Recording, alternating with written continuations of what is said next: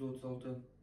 Жауынгер мен қолбасшының әскери адамгершілік бейнесін қалыптастыруда жауынгердің бойында жауынгерлік қасиеттерді тәрбиелеуде бізде жиі дағдылы іске айналғандай тек әңгіме жүргізіп баяндамалар оқып берумен шектелуге болмайды. Сарбаз кәсібіне жергілікті жерде нақты жабдықталған полигонда кез келген шартты нәрселерден қашып жауынгерлер мен қолбасшыларға қажыр-қайраты мен ақыл-ой күшіне нағыз жауынгерлік салмақ арта отырып практикалық тұрғыдан үйретіп жаттықтыру қажет. 137.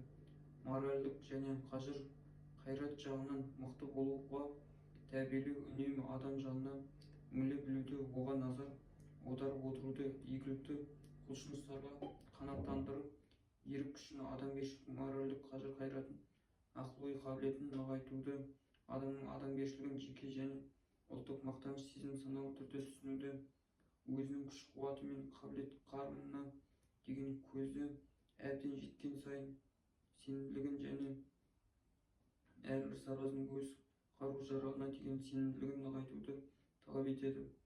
138. Сарбазды төзімділікпен және ерінбей, жалықпай үйретіп, жаттықтырып, оның іс-қимылдарына ақыл-кеңестер мен ескертулер мен жетекші сұрақтар мен сенімділік ұялатып, көмекке үйренушілердің шығармашылық күші мен ақыл-ойын жұмылдырып, бастамашылдықты қолдап, жауынгерлік тапқырлықты, айлакерлікті және басқа жауынгерлік қасиеттерді дамытып жетілдіру қажет. 139. Әсіресе қолбасшының бойында өзіне деген сенімділікті, бастамашылдықты, мықты, қайтпас, қажымас ерік-жігерді дамыту керек.